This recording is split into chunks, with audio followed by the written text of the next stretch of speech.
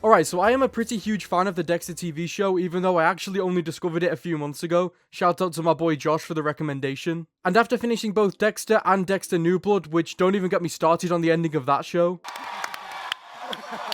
I was feeling a pretty big Dexter-sized hole in my heart, but luckily I think I found just the thing to tide me over. Well, at least until Original Sin comes out in December. This is 2009's Dexter the Game, which was developed by ICarus Studios and published by Marc Echo Entertainment. And today I am going to be giving you my full review. Whoa, before we go any further, this video will obviously contain spoilers for both Dexter and Dexter New Blood. So if you're bothered about any of that, don't watch the rest of this video.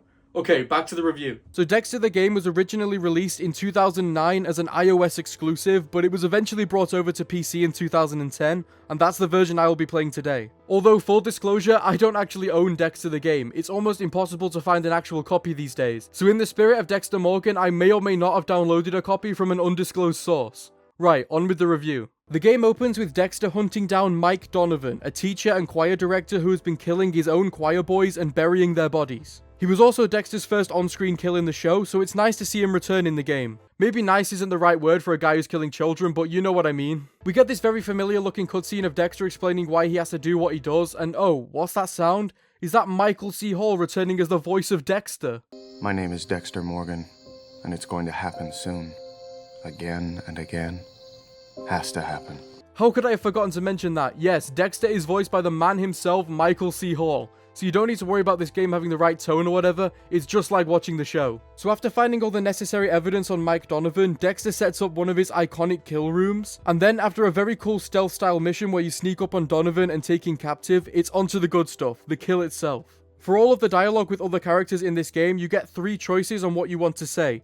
These are either a dark, neutral, or light response, and each choice affects your mask and dark passenger scores. Think of it like the honor system from Red Dead Redemption. The more positive Dexter's responses are, the more his mask will go up and conceal his true nature from those around him. And obviously, the exact opposite will happen if you choose to only reply with dark responses. It wouldn't be too long until Dexter is exposed and the game is over. And sometimes you do need to let Dexter's dark passenger out, or it'll become too much for him to conceal, so you have to be very precise with your answers. Okay, so after talking with Mike Donovan, you go through all of Dexter's rituals, including making a slide for his blood box, and then you play a surprisingly fun minigame of matching the slash patterns to finish off Donovan. And that's the end of the opening mission to Dexter the Game. We then find ourselves inside of Dexter's apartment, which looks very accurate to the show, I must say, and we see Mike Donovan's slide being added to Dexter's blood box. I am going to take this opportunity to once again show off my very own replica of Dexter's blood slide box, link in the description if you want to see the video about that. And on that topic, if you go over to the air conditioning unit, you can actually look through all of the files of Dexter's previous kills, going all the way back to the nurse that tried to kill Harry. Anyway, from here on out, the game's missions become less defined. Much like in the show, or I guess police stations in real life, Dexter is always assigned to multiple cases at any given time, so you'll see me jumping back and forth from one case to another. But for the sake of this video, I will try to cover only one case at a time for the most part.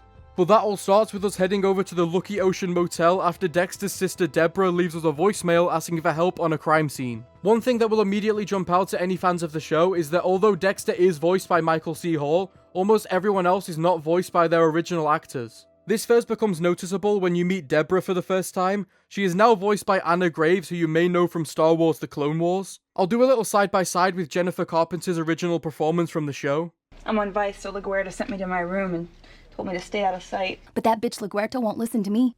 I'm ready to get out of this sex suit and into the homicide division. This mission is of course the iconic scene where Dexter first encounters the work of the ice truck killer, aka his own brother, although that's not revealed until later. I did warn you about spoilers. As well as Deborah, we get to meet some more of the Miami Metro Homicide team, including Detective Angel Batista, Lieutenant Maria LaGuerta, and my personal favorite Dexter character, forensics expert Vince Masuka. And not too long later, we head over to the police station where we also meet Dexter's rival, Sergeant James Dokes.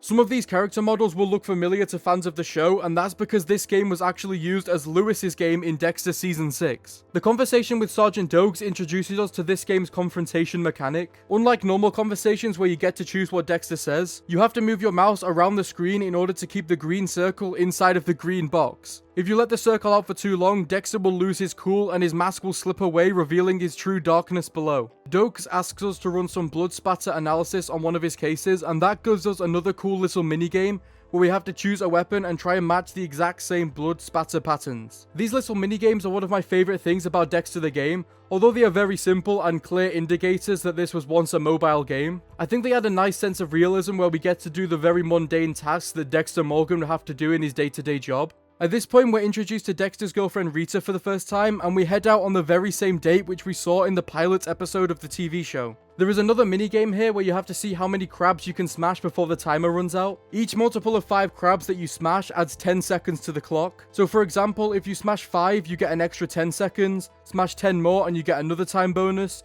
smash another 15, and so on and so forth. But every crab that you miss takes 5 seconds off of the timer. I ended up smashing 69 crabs in total, which gave me an extra 4 mask points. And to finish off this section, Dexter's date is interrupted when he comes across another work by the ice truck killer. Heading back over to the Miami Metro police station, we have to ask Sergeant Dokes about the Robert Morelli murder case. Like I said, Dexter is working on multiple cases at once. For the first time, we are able to speak to Dokes without the confrontation minigame we saw earlier. And although he doesn't say anything helpful, Dexter wants to take some notes from his desk. So we use Masuka as cover to get him to distract Dokes while we sneak over to his desk and take a look at the Morelli case folder. Similar to Dexter's blood slide box that we saw earlier, all of the books in this game can be opened and you can flip through the pages to look for evidence or clues on what Dexter needs to do next. From this folder, we learn that the mother has a grudge against the police, which Dexter can use to his advantage. So we head over to the address listed in the file. But first, we talk to Deborah about the ice truck killer case, and it's at this point that it actually becomes known as the ice truck killer, when Dexter convinces Deborah that she needs to tell LaGuerta to start looking for a refrigerated truck. Anyway, once we get to Morelli's house, Dexter has to convince his mother that he is not a police officer and was in fact a friend of her son. We head into Robert Morelli's bedroom and start looking for clues. There is this notebook on a table which... Yeah, this is a pretty cool Breaking Bad Easter egg here. The big Mr. White text right as Dexter learns Morelli was involved with meth. Looks like Robert Morelli, the honor student, was also Robert Morelli, the meth cook. And on the next page, there is a reference to Tuco, another Breaking Bad character. But what we're actually looking for is the address which is listed on the final page. At this address, we find 2 people of interest, Sergey, a known drug dealer, and another man who we know nothing about. So Dexter decides to sneak up on both of their cars and look for some evidence. And I am ashamed to say that this mission took me a good few tries to complete. I kept getting seen by either the 2 men or the neighbors, but eventually I got everything we needed, so Dexter heads back to the station to run the license plate of the pink convertible he just encountered. In order to use Dexter's computer at the station, we need to hack the password by sliding all of the letters into the correct order on this grid. And maybe the game is just getting more difficult as you progress, but this also took me a good few attempts before I finally got the correct password. And yes, I did even try to Google to see what the password was, but it seems to be different for everybody.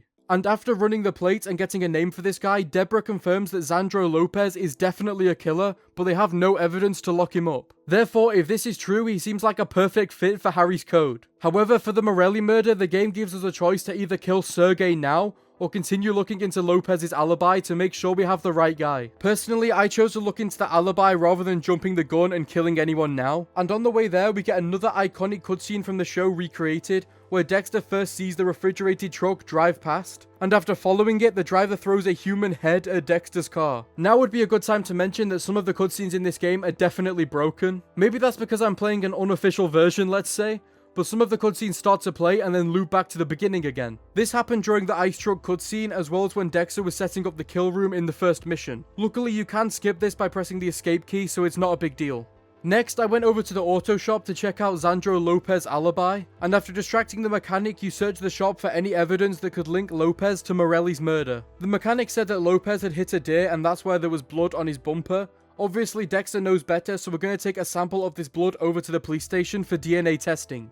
Now we get another cool stealth mission where we need to sneak our way through the city morgue and find Morelli's body to take some DNA for comparison. And I'm starting to think I might just be very bad at this game because once again I was really struggling to get in and out without being seen. But eventually we're back at Miami Metro Homicide to complete the DNA analysis. For this minigame you have to click on the colored circles when they become activated, basically when they get an outline around them. And if you miss one, it won't show up on the 3 samples at the top of the screen, which you will use to compare in the next step, where you have to slide this bar back and forth until you find an exact match to the pattern you made at the top of the screen.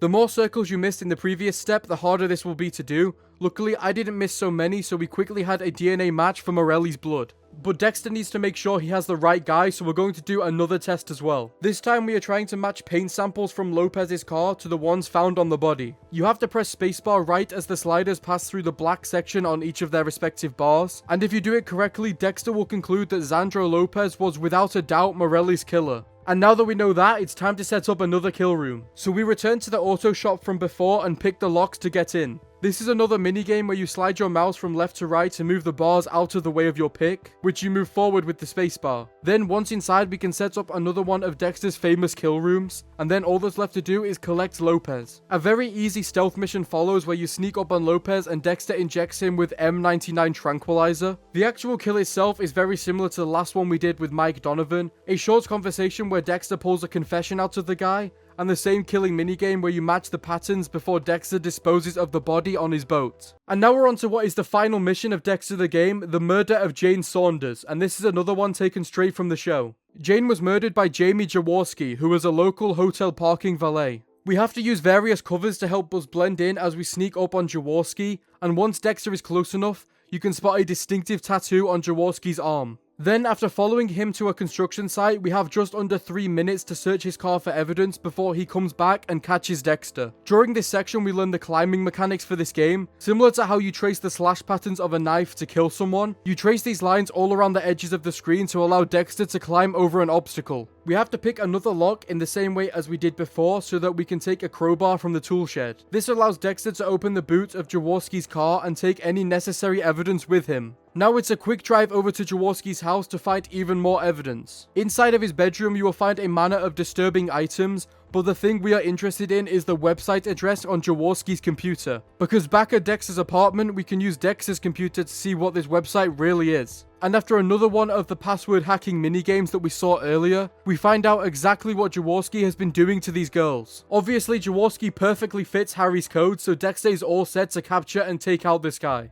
Although I should mention that for both Jaworski and Lopez, we were given the choice to either kill them ourselves or anonymously turn them into the police. But obviously I went for the kill both times because it's just way more fun. Anyway, Dexter chooses the construction site from earlier as the ideal place to kill Jaworski, so we hang up various pictures of his victim around the place to lure Jaworski towards the kill room which Dexter will set up for him. And once the kill room is all set up, we have to wait for Jaworski to arrive. This doesn't take too long, and soon we're stalking Jaworski as he makes his way through the trap Dexter has laid out for him. Once again, I was absolutely awful at the stealth element and I had to attempt this multiple times before doing it unseen. But once Jaworski stops, we can grab him from behind and drag him over to the kill room. In case you haven't noticed, I have been using a different weapon for each of the kills in this game. For Donovan, I used a knife, Lopez was a bone saw, and for Jaworski, I am using a cleaver. It's almost exactly the same minigame for each of the weapons, but still cool that you get to have a choice. But yeah, the kill is the same as the last two.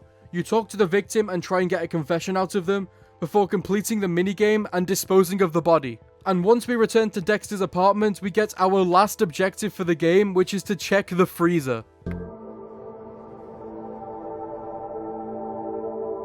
I suppose I should be upset, even feel violated, but I'm not. No.